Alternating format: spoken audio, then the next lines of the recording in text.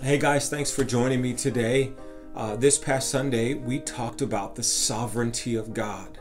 And there were two words that I asked all of us to write down that sort of catches the depth and the width and the height of God's sovereignty. The two words were all things, all things.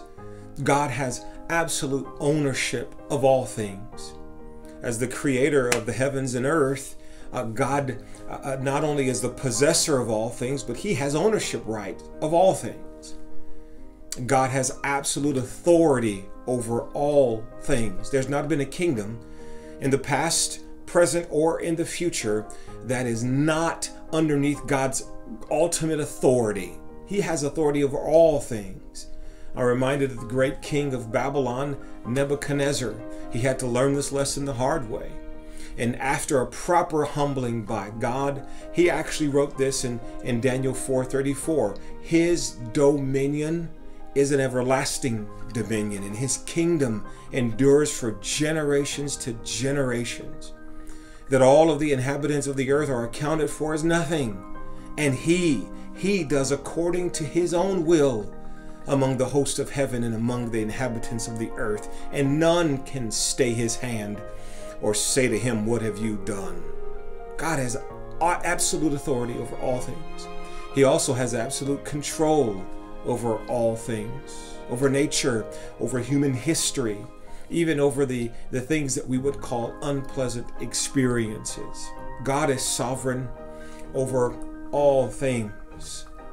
And that truth has the potential to do three things. It has the potential to undo us. Some of us need to be undone because we often begin to exert our own authority over God himself.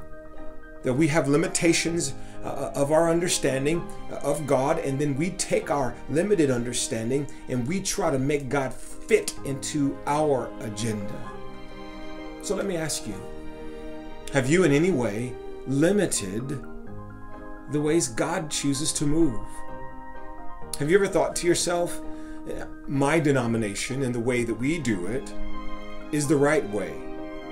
The way that denomination is doing it can't possibly be of God, because God doesn't move that way. He moves the way my limited understanding of God says that he moves. We need to be undone. It also has the potential to unburden us.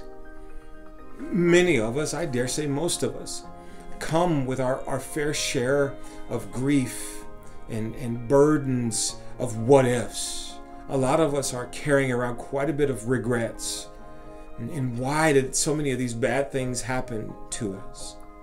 But the sovereignty of God says that by the time it's all said and done, everything that ever happened to you and to me, by the end of it, when you put it all together, it will be counted for us and to us as good. So let me ask you, what is it?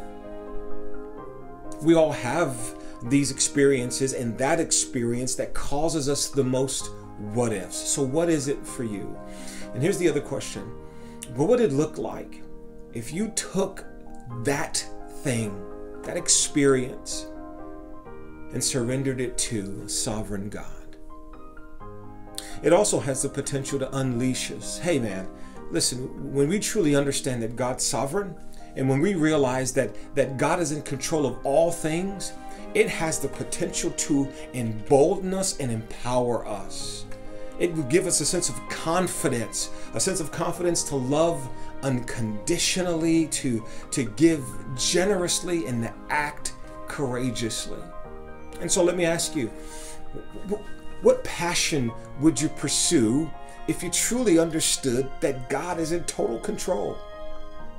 What challenge would you seek to conquer if you understood that even your hard times, even your enemies, are there by God's plan and God's hand?